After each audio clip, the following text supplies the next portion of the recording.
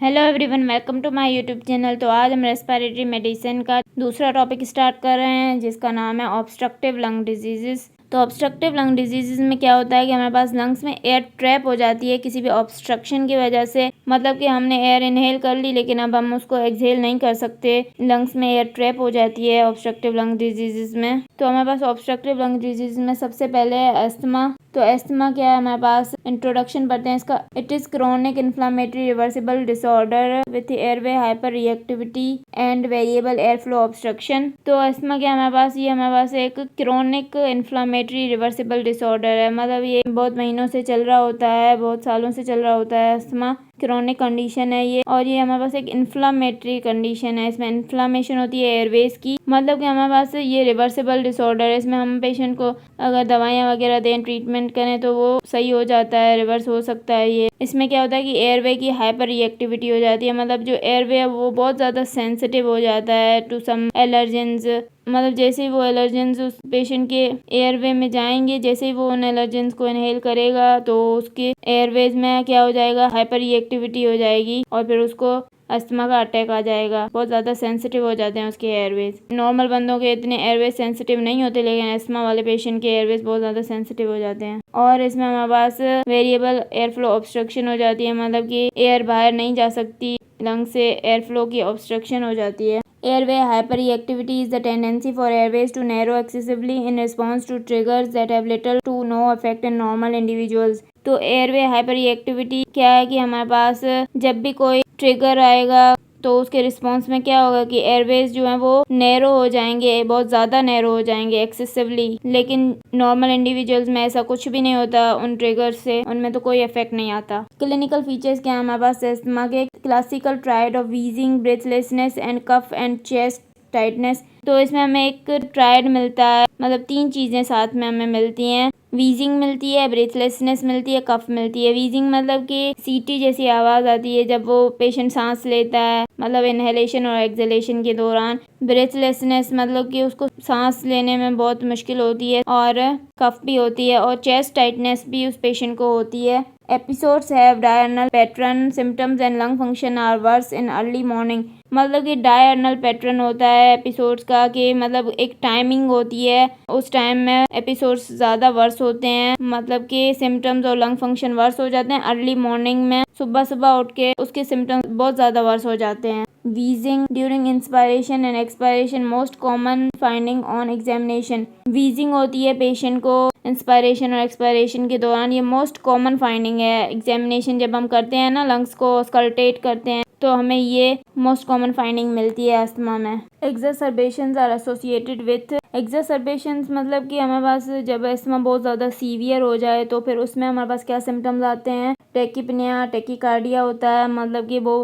Patient बहुत ज़्यादा तेज़ सांस लेता है, उसकी दिल की धड़कन भी बहुत ज़्यादा तेज़ हो जाती है। Use of accessory muscles of respiration, और वो पेशेंट जो है वो एक्सेसरी मसल्स ऑफ रेस्पिरेशन को यूज़ करना शुरू कर देता है। डायफोरेसिस, स्वेटिंग, फटीग, और फिर उस पेशेंट को बहुत ज़्यादा स्वेटिंग हो रही होती है, बहुत ज़्यादा पसीने आ रहे होते हैं, और बहुत ज़्यादा फटीग होता है, और पल्सस पैराडॉक्सिकस भी होती है। पल्सस पैराडॉक्सिकस क्या है कि नॉर्मली हमारे पास जो है ना, वो जब हम इंस्पायरेशन करते हैं ना, तो हमारे पास जो सिस्टोलिक ब्लड प्रेशर होता है ना, वो 5 mm ऑफ HG तक गिरता है। लेकिन पल्सस पैराडॉक्सिकस में क्या होता है कि जब हम इंस्पायरेशन कर रहे होते हैं ना, तो हमारे पास जो सिस्टोलिक ब्लड प्रेशर है ना, वो 10 mm ऑफ HG से ज़्यादा गिर जाता है। तो इसको हम बोलते हैं पल्सस पैराडॉक्सिकस। फिर इसमें हमारे पास पल्स भी बहुत ज़्यादा वीक हो जाती है, मतलब कि आसानी से फिर मिलती नहीं है। अब हमारे पास क्या है? ट्रिगर्स या प्रिसिपिटेंट्स ऑफ अस्थमा। मतलब कि वो कौन सी चीज़ें हैं जो अस्थमा के अटैक को ट्रिगर करती हैं, मतलब कि किन चीज़ों की वजह से अस्थमा का अटैक आ जाता है, क्या प्रिसिपिटेंट्स हैं, तो उनको पढ़ते हैं। Respiratory irritants, example smoke, perfume. किसी पेशेंट को स्मोक से, परफ्यूम से अस्थमा का अटैक आ जाता है,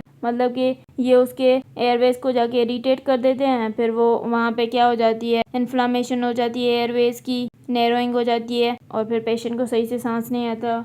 और कुछ एलर्जेंस हैं जो कि अस्थमा को प्रिसिपिटेट करते हैं, example pets, dust, mites, pollens. Example क्या है कि हमारे पास पेट्स हैं, डस्ट है, माइट्स हैं, पोलेंस हैं, ये भी ट्रिगर करते हैं अस्थमा को। इन्फेक्शन हो सकते हैं, example upper respiratory tract infection, sinusitis, तो ये भी ट्रिगर करते हैं। ड्रग्स हो सकती हैं कुछ हमारे पास, एस्पिरिन, एनसिड्स, बीटा ब्लॉकर्स। तो बीटा ब्लॉकर्स हमारे पास क्या करते हैं, ब्रोंको कंस्ट्रिक्शन करवा देते हैं। तो जब ब्रोंको कंस्ट्रिक्शन होगी तो क्या होगा कि एयर फ्लो में ऑब्स्ट्रक्शन आ जाएगी, एयर सही से बाहर नहीं जा सकेगी लंग से। एनसिड्स क्या करते हैं हमारे पास, तो जब हम एनसिड्स लेते हैं तो क्या होता है कि हमारे पास जो साइक्लो ऑक्सीजनेस वाला पाथवे है वो बंद हो जाता है, और जो ल्यूकोट्राइन वाला पाथवे है ना वो हमारे पास ज़्यादा से ज़्यादा चलना शुरू हो जाता है। तो जब ल्यूकोट्राइन वाला पाथवे ज़्यादा चलता है तो फिर हमारे पास क्या होता है, लंग्स में ब्रोंको कंस्ट्रिक्शन होती है, तो क्या होता है कि एस्मा का अटैक आ जाता है। इमोशनल स्ट्रेस से भी हमारे पास एस्मा ट्रिगर हो सकता है, एक्सरसाइज से भी, और cold temperature and air pollutant से भी। तो ये सारे हमारे पास ट्रिगर्स थे। अब हमारे पास क्या है, क्लिनिकल पर्ल, इसमें क्या है, एस्थमा प्लस सिंड्रोम्स। तो एस्थमा के साथ साथ और कौन से सिंड्रोम्स हो सकते हैं, तो इनको हम बोलते हैं एस्थमा प्लस सिंड्रोम। एटोपी क्या है, इसमें हमारे पास एस्थमा के साथ allergic rhinitis plus atopic dermatitis होता है, मतलब ये तीनों चीजें होंगे तो इसको हम एटोपी बोलेंगे। चग स्ट्रॉ सिंड्रोम में क्या होता है कि हमारे पास एस्थमा के साथ इजिनोफिलिया होता है और ग्रैनुलोमेटस वेस्कुलाइटिस होती है। तो ये तीनों चीजें जब होंगी तो इसको हम बोलेंगे चग स्ट्रॉ सिंड्रोम। इसके बाद हमारे पास क्या, aspirin sensitive asthma Samter's syndrome. इसमें क्या होता है, हमारे पास asthma plus aspirin sensitivity plus nasal polyps, मतलब एस्थमा के साथ एस्पिरिन से सेंसिटिविटी और उसके साथ नेजल पॉलिप्स भी हो, तो इसको हम एस्पिरिन सेंसिटिव एस्थमा बोलते हैं, या फिर हम इसको सेम्टर सिंड्रोम बोलते हैं। इसके बाद हमारे पास क्या है, एलर्जिक ब्रोंकोपल्मोनरी एस्परजिलोसिस। इसमें क्या होता है कि एस्थमा के साथ हमारे पास पल्मोनरी इन्फिल्ट्रेट्स हों और एलर्जिक रिएक्शन टू एस्परजिलस हो, मतलब कि ये तीन चीज़ें होंगी तो इसको हम बोलेंगे एलर्जिक ब्रोंकोपल्मोनरी एस्परजिलोसिस। तो ये हमारे पास एस्थमा प्लस सिंड्रोम्स थे। इसके बाद हमारे पास क्या है, डायग्नोसिस। तो डायग्नोसिस में हमारे पास हम पहले क्या करते हैं, पल्मोनरी फंक्शन टेस्ट करवाते हैं, तो उसमें हमें ऑब्स्ट्रक्टिव पैटर्न मिलता है, मतलब कि हमारे पास जो है ना वो forced expiratory volume in 1 second divided by forced vital capacity का रेशियो जो है ना वो डिक्रीज मिलता है। नॉर्मल कितना था हमारे पास, 80% था, तो इसमें हमारे पास लेस देन 80 या लेस देन 70% मिलता है। और इसके अलावा हमारे पास इसमें DLCO नॉर्मल होता है क्योंकि ब्रोंक्यूल्स के लेवल पे ऑब्स्ट्रक्शन है, और पीक एक्सपायरेटरी फ्लो इसमें हमारे पास क्या है कि हमें डिक्रीज मिलता है। अब हमारे पास क्या है, डायग्नोस्टिक क्राइटेरिया क्या है, increase in forced expiratory volume in 1 second of more than 15% and 200 ml with use of a bronchodilator albuterol. तो अगर हम पेशेंट को ब्रोंकोडायलेटर एल्ब्यूटेरॉल देना, उसके बाद हम देखते हैं कि forced expiratory volume in 1 second है, अगर हमारे पास मोर देन 15% हो रहा है, मतलब कि 200 ml हो रहा है, मतलब इतना इंक्रीज हो रहा है, तो उसको क्या है, एस्थमा है। Decrease in forced expiratory volume in 1 second of more than 15% after 6 minutes of exercise, या तो फिर हम उसको 6 मिनट एक्सरसाइज करवाएं और उसके बाद अगर हम देख रहे हैं ना कि उसका forced expiratory volume in 1 second more than 15% decrease हो रहा है, तो ये भी हमारे पास क्या है, डायग्नोस्टिक क्राइटेरिया है, मतलब कि पेशेंट को एस्थमा है। More than 20% peak expiratory flow diurnal variation on more than 3 days in a week for 2 week. तो अगर हम 2 हफ्तों में देखें ना कि हमारे पास 2 हफ्तों में 3 दिन हर हफ्ते में जो है वो पीक एक्सपायरेटरी फ्लो जो है ना वो मोर देन 20% उसमें डायनल वेरिएशन आ रही है, तो ये भी हमारे पास क्या है, डायग्नोस्टिक क्राइटेरिया है एस्थमा के लिए। इसके बाद हम क्या करते हैं, मेथाकोलिन चैलेंज टेस्ट करते हैं। Methacholine is a bronchoconstrictor. Methacholine क्या है, हमारे पास ब्रोंको कंस्ट्रिक्टर है, मतलब कि ब्रोंक्यूल्स को कंस्ट्रिक्ट करता है। तो हम क्या करते हैं, इसमें methacholine challenge test differentiates between asthma and COPD। Methacholine challenge test differentiate करता है आइदर पेशेंट को COPD है या अस्थमा, मतलब कि ऑब्स्ट्रक्टिव लंग डिजीज में हमारे पास COPD आ जाती है और अस्थमा आ जाती है। COPD में हमारे पास क्रोनिक ब्रोंकाइटिस और एम्फाइसीमा आ जाता है, तो ये डिफरेंशिएट करता है। In asthma, the test is positive, that is decreased forced expiratory volume in 1 second more than 20%. Asthma में मेथाकोलिन चैलेंज पॉजिटिव आ जाती है, मतलब कि force expiratory volume in 1 second जो है वो मोर देन 20% डिक्रीज हो जाता है। In COPD the test is negative, that is no decrease in forced expiratory volume in 1 second. COPD में क्या होता है कि टेस्ट नेगेटिव आता है, force expiratory volume in 1 second में कोई डिक्रीज नहीं आता। इसके बाद दूसरे टेस्ट हम करवाते हैं, जैसे CBC करवाते हैं इजिनोफिलिया को देखने के लिए, जैसे मैंने आपको एस्थमा प्लस सिंड्रोम बताया था, उसमें चग स्ट्रॉ सिंड्रोम बताया था ना, उसके लिए। स्किन टेस्टिंग करवाते हैं। Identifies specific allergens that provoke bronchoconstriction, मतलब कि हमें पता चल सके कि कोई ऐसे स्पेसिफिक एलर्जेंस हैं क्या जो ब्रोंकोकंस्ट्रिक्शन करवा रहे हैं, तो उससे हमें पता चल जाता है। आईजी लेवल्स करवाते हैं। Increase level in allergic aetiology as well as allergic bronchopulmonary aspergillosis, तो एलर्जिक ब्रोंकोपल्मोनरी एस्परजिलोसिस में हमारे पास आईजी लेवल इंक्रीज होते हैं, तो इसमें ये हम करवाते हैं। ट्रीटमेंट क्या है हमारे पास एस्थमा की, प्रिंसिपल्स ऑफ मैनेजमेंट, मैनेज किस तरह हम करते हैं। Patient education and avoidance of triggers allegiance for all patients, तो हम पेशेंट्स को एजुकेशन देते हैं, उनको बताते हैं कि उनको जो ट्रिगर्स हैं, जो एलर्जेंस हैं, उनसे दूर रहना है, उन ट्रिगर्स और एलर्जेंस को अवॉइड करना है। मतलब सारे पेशेंट्स को हम बताते हैं। ये ईयरली इन्फ्लुएंजा वैक्सीन लगवानी होती है एस्थमा के लिए। Step up treatment as needed to gain control, मतलब कि हम ट्रीटमेंट को बढ़ा सकते हैं ताकि हम एस्थमा को जल्दी कंट्रोल कर सकें। Step down treatment as tolerated, मतलब हम ट्रीटमेंट को कम भी कर सकते हैं, मतलब जितना पेशेंट टॉलरेट कर सके।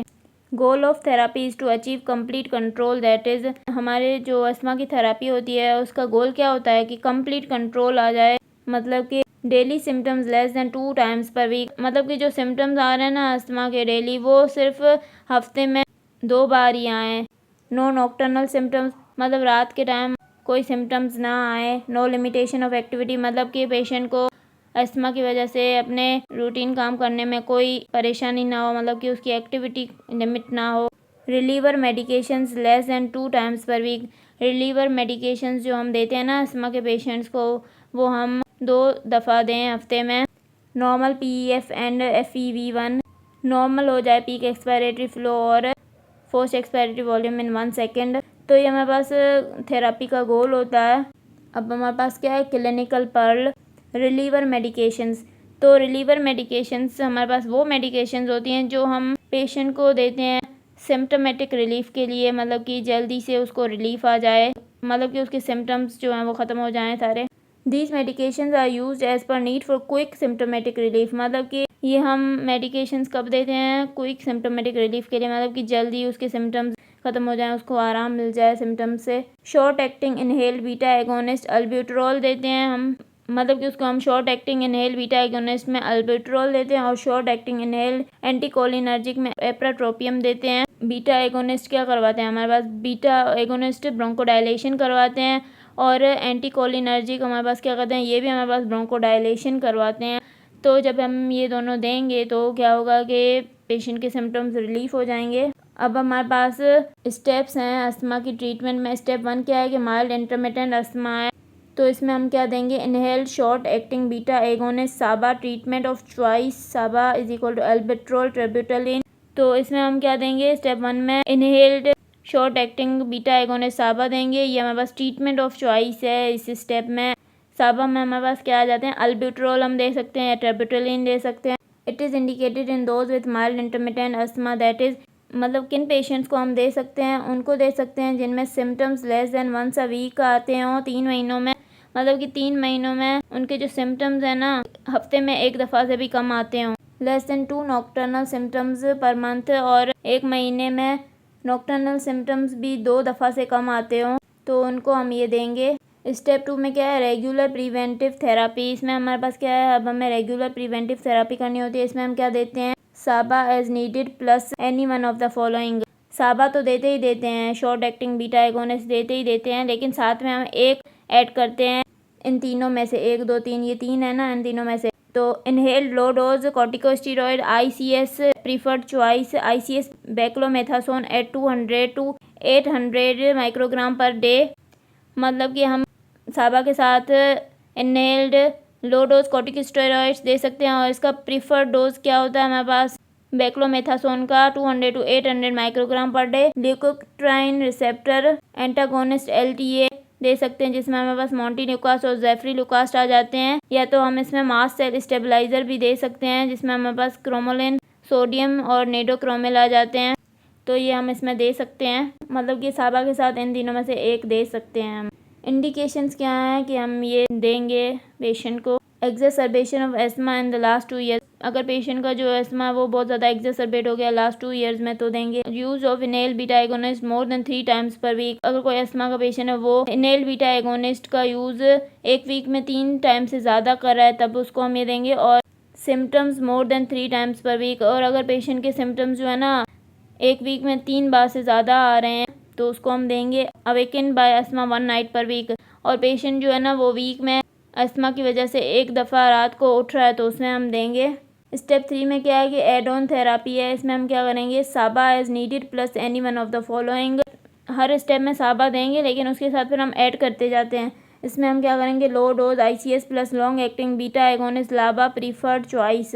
इसमें हम लो डोज इनहेल कॉर्टिकोस्टेरॉइड्स देते हैं, उसके साथ हम जो है ना वो लॉन्ग एक्टिंग बीटा एगोनिस्ट लाबा देते हैं। मतलब साबा और लो डोज ICS और लाबा ये तीनों हम देते हैं, तो ये प्रीफर्ड चॉइस है हमारे पास। लाबा में हम सल्मेट्रोल और फॉर्मोटिरोल दे सकते हैं।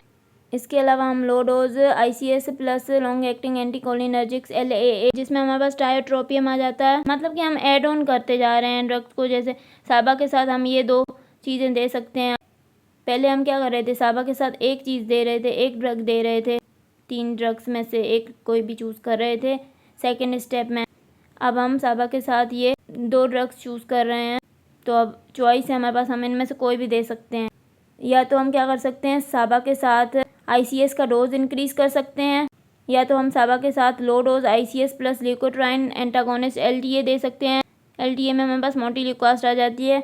या फिर हम साबा के साथ क्या दे सकते हैं, low dose ICS plus theophylline दे सकते हैं। क्लिनिकल पर्ल क्या है हमारे पास, long acting beta agonist LABA. ये क्या है, LABA increase PEF when added to ICS। LABA क्या करते हैं कि पीक एक्सपायरेटरी फ्लो को इंक्रीज कर देते हैं जब हम इनको इनहेल कॉर्टिकोस्टेरॉइड्स के साथ देते हैं। लाबा should always be combined with ICS except for exercise induced asthma. लाबा को हमेशा हम ICS के साथ कंबाइन करके ही देते हैं, एक्सेप्ट हम एक्सरसाइज इंड्यूस्ड अस्थमा में नहीं देते। LABA monotherapy without ICS is associated with poor compliance and increase risk of exacerbations. अगर हम लाबा को अकेले देंगे ना, मतलब ICS के साथ नहीं देंगे, तो फिर क्या होगा, पेशेंट की पुअर कंप्लायंस होगी, पेशेंट वो दवाई सही से लेगा ही नहीं, और उसमें एग्जासर्बेशंस के रिस्क जो है ना वो बहुत ज़्यादा बढ़ जाएंगे, मतलब बहुत ज़्यादा सीवियर अस्थमा के रिस्क बढ़ जाएगा। Increase mortality specially in blacks, और मोर्टेलिटी भी इंक्रीज हो जाएगी स्पेशली इन ब्लैक्स में, मतलब पेशेंट्स की डेथ बहुत ज़्यादा होने लगेगी अस्थमा की वजह से। स्टेप 4 में क्या है, परसिस्टेंट पुअर कंट्रोल, मतलब कि अस्थमा परसिस्टेंटली पुअरली कंट्रोल हो रहा है, मतलब सही से कंट्रोल नहीं हो रहा है, तो उसमें हम क्या ट्रीटमेंट देंगे, साबा देंगे एज नीडेड। मतलब कि साबा के साथ हम 1 से ज़्यादा ड्रग्स को ऐड करके देंगे। अब हम क्या देंगे, maximum dose of ICS up to 2000 microgram per day plus LABA देंगे। इसके अलावा हम साबा के साथ मैक्सिमम डोज ऑफ ICS और LAA देंगे, और इसके अलावा हम चौथी ड्रग भी ऐड कर सकते हैं, ओरल ल्यूकोट्राइन एंटागोनिस्ट ऐड कर सकते हैं, या फिर हम ओरल थियोफाइलिन ऐड कर सकते हैं। तो इसके बाद स्टेप 5 में क्या है कि सीवियर अस्थमा की treatment. Step 4 medications plus any one of the following. Step 4 की जो सारी मेडिकेशंस है वो देंगे, और उसके साथ हम एक और ड्रग ऐड करेंगे, ओरल स्टीरॉइड्स ऐड कर सकते हैं, प्रीफर्ड ऑप्शन है ये। anti-IgE थेरापी ऐड कर सकते हैं, नॉट कॉस्ट इफेक्टिव नहीं है, बहुत महंगी होती है anti-IgE। Oral steroids should be given in lowest possible dose providing adequate control. Oral steroids अगर हम दे रहे हैं ना, तो वो हमें लोएस्ट पॉसिबल डोज देना है ताकि एडिक्वेट कंट्रोल हो सके अस्थमा का। Omalizumab is a monoclonal anti-IgE antibody. Omalizumab क्या है, मोनोक्लोनल anti-IgE एंटीबॉडी है। Indication is severe asthma, that is severe asthma कब हो सकता है, मतलब ये इंडिकेशंस अगर हमें मिलेंगे ना तो बहुत सीवियर अस्थमा है। मतलब कि daily symptoms with frequent nocturnal symptoms, मतलब पेशेंट को डेली सिम्टम्स आ रहे हैं और नॉक्टर्नल सिम्टम्स भी फ्रीक्वेंटली आ रहे हैं, मतलब कि वो रात को भी उसको ये सिम्टम्स आ रहे हैं। Frequent emergency room admissions and hospitalisations, मतलब फ्रीक्वेंटली उसको बार बार हॉस्पिटल और इमरजेंसी रूम में एडमिट होना पड़ रहा है बार बार। FEV1 इज़ लेस देन 60%, और FEV1 उसका जो है ना वो लेस देन 60% हो जाए, तब हमारे पास क्या है कि ये सीवियर अस्थमा है। साइड इफ़ेक्ट्स क्या है हमारे पास, risk of steroid side effects is increase in patients. Steroid के साइड इफ़ेक्ट्स का रिस्क किन किन पेशेंट्स में इंक्रीज हो सकता है। On long term therapy more than 3 months, वो पेशेंट्स जो स्टीरॉयड्स पे लॉन्ग टर्म थेरापी पे हो, मतलब 3 महीने से ज़्यादा उनकी स्टीरॉयड्स की थेरापी चल रही है, तो उनमें रिस्क ज़्यादा हो सकता है। और मोर than 3 to 4 courses per year, वो पेशेंट जो 3 या 4 कोर्सेज से ज़्यादा कोर्स ले रहे हैं 1 साल में, तो उनको साइड इफ़ेक्ट्स आ सकते हैं। तो ये हमारे पास ट्रीटमेंट थी अस्थमा की, मैनेजमेंट थी। अब हम बढ़ते हैं इसकी एक्यूट एस्थमा एग्जासर्बेशन, मतलब कि एक्यूट एस्थमा वो बहुत ज़्यादा एग्जासर्बेट कर जाए, सीवियर हो जाए तो उसको पढ़ते हैं। It is characterize by increase symptoms, deterioration of lung function and increase airway inflammation. मतलब कि अस्थमा उसको अभी हुआ और अभी उसका जल्दी से एग्जासर्बेट हो गया एक्यूटली, तो इसमें हमारे पास क्या होता है कि सिम्टम्स इंक्रीज़ हो जाएं जो हमने सिम्टम्स पढ़े हैं, और लंग फंक्शन की डिटोरिएशन हो जाए और एयरवे की इन्फ्लामेशन हो जाए बहुत ज़्यादा। ट्रिगर्स क्या हैं एग्जासर्बेशन के? वायरल इन्फेक्शन हो जाए, मोस्ट कॉमन है ये ट्रिगर मोल्ड्स, अल्टरनेरिया और क्लेडोस्पोरियम। इन मोल्ड से भी अस्थमा की एग्जासर्बेशन हो जाती है, पोलन से, एयर पोल्यूशन से। तो ये सारे ट्रिगर्स हैं। फीचर्स क्या होते हैं अस्थमा एग्जासर्बेशन में? लाइफ थ्रेटनिंग फीचर्स आते हैं, मतलब पेशेंट की डेथ भी हो सकती है, ऐसे फीचर्स होते हैं। Peak expiratory flow less than 33% predicted less than 100 litre पर मिनट। पीक एक्सपायरेटरी फ्लो क्या हो जाता है? लेस देन 33% हो जाता है। Saturation of oxygen less than 92% हो जाती है, और partial pressure of oxygen less than 60 mm of Hg हो जाता है। Normal increased partial pressure of carbon dioxide, increase हो जाता है partial pressure of carbon dioxide, या फिर नॉर्मल होता है। acute asthmatic tachypnea which should decrease partial pressure of carbon dioxide। acute asthmatics में क्या होता है? बहुत ज़्यादा टेकीपिनिया होता है, बहुत ज़्यादा तेज़ी से सांस ले रहे होते हैं, तो उनमें क्या होना चाहिए कि partial pressure of carbon dioxide decrease होना चाहिए। नॉर्मल और increase partial pressure of carbon dioxide suggest respiratory muscle fatigue and impending respiratory failure. जब हमारे पास क्या होगा, इन पेशेंट्स में कार्बन डाइऑक्साइड का लेवल इंक्रीज होगा या नॉर्मल होगा, तो फिर हमें क्या पता चलेगा उससे कि उस पेशेंट का रेस्पिरेटरी मसल का फटीग हो गया है या फिर रेस्पिरेटरी फेलियर होने वाला है। क्योंकि एक्यूट एस्थमा में क्या होता है, वो बहुत ज़्यादा तेज़ी से सांस लेता है, उसका तो कार्बन डाइऑक्साइड का पार्शियल प्रेशर कम होना चाहिए, मतलब कार्बन डाइऑक्साइड बहुत ज़्यादा तेज़ी से बाहर जा रही है लंग से, तो कम होना चाहिए प्रेशर। लेकिन जब रेस्पिरेटरी मसल्स थक जाते हैं तो उसके बाद partial pressure of carbon dioxide increase हो जाता है, क्योंकि कार्बन डाइऑक्साइड बाहर नहीं जा सकती फिर लंग से। Silent chest, absence of wheezes because of no air movement. Silent chest हो जाती है, इनमें वीजेस की आवाज़ ही नहीं आती, बिकॉज इनके अंदर एयर की मूवमेंट ही नहीं होती। फिर फीबल रेस्पिरेटरी एफर्ट फीबल हो जाता है, क्योंकि इनके जो रेस्पिरेटरी मसल्स हैं वो थक जाते हैं, तो रेस्पिरेटरी एफर्ट भी बहुत कमज़ोर होता है, बहुत पुअर होता है। ब्रेडिकार्डिया और एरिथमिया, ब्रेडिकार्डिया हो जाता है और एरिथमिया हो जाता है। शुरू में टेकीकार्डिया होता है और बाद में फिर क्या है, ब्रेडिकार्डिया हो जाता है और एरिथमिया होने के चांसेस भी बढ़ जाते हैं। साइनोसिस हो जाता है पेशेंट्स को, हाइपोटेंशन भी हो सकती है, कन्फ्यूजन और कोमा भी हो सकता है। तो ये सारे हमारे पास क्या है, लाइफ थ्रेटनिंग फीचर्स हैं एक्यूट एग्जासर्बेशन ऑफ एस्थमा के। अब हमारे पास क्या है, सीवियरिटी है एस्थमा एग्जासर्बेशंस की। तो इसमें हमारे पास क्या आ जाता है, ब्रीथलेसनेस आ जाती है। ब्रीथलेसनेस को हम चेक करते हैं with walking, with talking, at rest, मतलब पेशेंट को कितनी ब्रीथलेसनेस वॉकिंग के साथ हो रही है, कितनी बात करने में हो रही है, कितनी रेस्ट पे हो रही है। टॉकिंग देखते हैं कि पहले वो सेंटेंस बोलता है, फिर वो फ्रेजेस में बोलता है और फिर वो वर्ड्स में बोलता है। मेंटल स्टेटस पहले एजिटेटेड, फिर एजिटेटेड, हर वक्त एजिटेटेड ही होता है। रेस्पिरेटरी रेट पहले इंक्रीज होता है, फिर इंक्रीज होता है और फिर मोर देन 30 हो जाता है। हार्ट रेट पहले लेस देन 100 होता है, फिर 100 to 120 होता है और फिर मोर देन 120 हो जाता है। एक्सेसरी मसल्स पहले वो यूज़ नहीं करता पेशेंट, फिर वो यूज़ करता है। वीज पहले मॉडरेट होते हैं एंड एक्सपायरेटरी होते हैं, फिर लाउड और फिर लाउड। पहले pulses paradoxical normal less than 10 होता है, फिर 10 to 25 और फिर more than 25। Peak expiratory flow more than 80 होता है और फिर 80 to 60% होता है और फिर लेस देन 60% हो जाता है। सेचुरेशन ऑफ ऑक्सीजन जो है पहले मोर देन 95% होती है, फिर 91 to 95% होती है और फिर लेस देन 90% होती है। पार्शियल प्रेशर ऑफ ऑक्सीजन पहले नॉर्मल होता है, फिर मोर देन 60 और फिर लेस देन 60 हो जाता है। Partial pressure of carbon dioxide जो है पहले लेस देन 45% होता है, फिर लेस देन 45% और फिर मोर देन 45% हो जाता है। तो इस तरह हम सीवियरिटी देखते हैं कि एस्थमा एग्जासर्बेशन की। अब हम इसमें इन्वेस्टिगेशंस क्या करवाते हैं, पहले हम पीक एक्सपायरेटरी फ्लो देखते हैं। It should be measured in all patients and is used to follow the clinical course.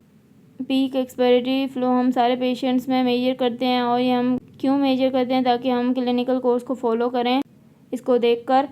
It should be recorded every 15 to 30 minutes then every 4 to 6 hours. ये हम कैसे चेक करते हैं कि पहले 15 to 30 मिनट्स में चेक करते हैं और फिर हम हर 4 से 6 घंटे के बाद चेक करते हैं। ABGs करवाते हैं, आर्टेरियल ब्लड गैसेस करवाते हैं। It should be measured in all patient, ये सारे पेशेंट्स हम मेजर करवाते हैं। Partial pressure of carbon dioxide is initially low, normal high level suggest muscle fatigue.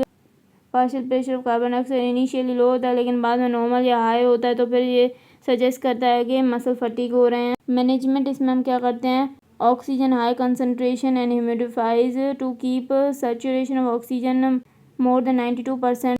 Oxygen इसमें हम हाई कंसनट्रेशन देते हैं और ह्यूमिडिफाइड ऑक्सीजन देते हैं ताकि हम सैचुरेशन ऑफ ऑक्सीजन को मोर देन 90% कर सके। ब्रोंकोडायलेटर देते हैं, शॉर्ट एक्टिंग बीटा एगोनिस्ट साबा देते हैं, ये हमारे पास फर्स्ट लाइन एजेंट्स हैं। रूट हम कौन सा यूज़ करते हैं, मीटर डोज इनहेलर यूज़ करते हैं जिसको हम MDI बोलते हैं। ये हम कितने देते हैं, पफ्स 4 to 8 पफ्स देते हैं। या फिर हम नेबुलाइज़र यूज़ कर सकते हैं, इसमें हम क्या देते हैं, साबा 2.5 to 5 mg एवरी 20 मिनट्स के बाद देते हैं। या फिर हम क्या कर सकते हैं, ब्रोंकोडायलेटर के बाद सिस्टमिक स्टेरॉइड्स दे सकते हैं पर ओरल 0.5 to 1 mg पर kg, और IV दे सकते हैं इफ़ इम्पेंडिंग रेस्पिरेटरी फेलियर। अगर रेस्पिरेटरी फेलियर हो रहा है तो फिर हम IV देंगे, पर ओरल नहीं देंगे। सीवियर अस्थमा में हम क्या कर सकते हैं, अगर बहुत ज़्यादा सीवियर है तो हम एप्राट्रोपियम देंगे और MDI देंगे, 4 to 8 पफ्स देंगे। या फिर नेबुलाइज़र से हम 0.5 mg एवरी 20 मिनट्स देंगे और इसके साथ हम IV मैग्नीशियम देंगे जो कि हमारे पास क्या करेगा, ब्रोंकोडायलेशन करेगा in those with peak expiratory flow less than 30%। मतलब उन पेशेंट्स में जिनमें peak expiratory flow less than 30% है। अगर इससे भी सही नहीं हो रहा तो हम क्या करेंगे, एंडोट्रेकियल इंट्यूबेशन करेंगे और पेशेंट को हम ICU में मैनेज करेंगे। किन किन पेशेंट्स में हम एंडोट्रेकियल इंट्यूबेशन फिर करेंगे, वो पेशेंट जो कोमा में चले गए हो या कन्फ्यूजन एक्सोशन या ड्राउजीनेस हो या रेस्पिरेटरी अरेस्ट हो गया हो या ABGs की डिटोरिएशन हो गई हो, मतलब कि partial pressure of oxygen less than 60 mm of Hg हो गया हो या उससे भी कम हो गया हो, और partial pressure of carbon dioxide more than 45 mm Hg या उससे बढ़ गया हो, pH लो हो गया हो या उससे भी ज़्यादा लो हो रहा हो, एसिडोसिस हो गई हो। एसिडोसिस क्यों हो रही है, क्योंकि हमारे पास बॉडी में कार्बन डाइऑक्साइड रिटेन हो रही है। पहले तो कार्बन डाइऑक्साइड निकल रही थी इनिशियली, लेकिन बाद में रेस्पिरेटरी मसल्स के फटी के बाद कार्बन डाइऑक्साइड रिटेन हो रही है बॉडी में। कार्बन डाइऑक्साइड क्या है, एसिडिक है, तो उसकी वजह से pH लो हो जाती है और एसिडोसिस हो जाती है या हो सकती है पेशेंट्स में। डिस्पोजिशन क्या है हमारे पास, डिस्पोजिशन क्या है कि हमारे पास पेशेंट को इनिशियल ट्रीटमेंट हमने दे दी, उसके बाद हमें डिसाइड करना होता है कि पेशेंट को हमें घर भेजना है या हॉस्पिटल में रखना है, तो हम डिसाइड करते हैं। Decide disposition with in 4 hours of presentation and after 1 to 3 hours of treatment. Disposition हमें कब डिसाइड करनी होती है, मतलब सिम्टम्स के प्रेजेंट होने के 4 घंटे पहले और ट्रीटमेंट के 1 से 3 घंटे के बाद। गुड रिस्पॉन्स है, मतलब कि peak expiratory flow more than 70% हो गया है, saturation of oxygen more then 90% है, नॉर्मल एग्जाम में नो सिम्टम्स हैं। Response maintain 60 minutes after treatment, मतलब कि रिस्पॉन्स भी मेंटेन है 60 minutes after treatment. Can be discharge home, तो इस पेशेंट को हम घर भेज देते हैं, डिस्चार्ज कर देते हैं। अगर इनकम्प्लीट रिस्पॉन्स है, पीक एक्सपायरेटरी फ्लो 40 to 69% है, mild to moderate signs and symptoms हैं, तो हम क्या करते हैं कि कंसीडर करते हैं एडमिशन टू हॉस्पिटल वार्ड, मतलब हॉस्पिटल वार्ड में एडमिट कर देते हैं पेशेंट को। और अगर पुअर रिस्पॉन्स है, peak expiratory flow less than 40% है, partial pressure of oxygen less than 60 और partial pressure of carbon dioxide more than 42 है और सीवियर सिम्टम्स हैं, अल्टर्ड मेंटल स्टेटस है, तो हम पेशेंट को ICU में एडमिट कर देते हैं। तो ये हमने सारा अस्थमा के बारे में पढ़ लिया। अगर आपको मेरा लेक्चर पसंद आया तो प्लीज़ मेरे चैनल को सब्सक्राइब करें, लाइक करें और बेल आइकन को प्रेस करें। Thank you.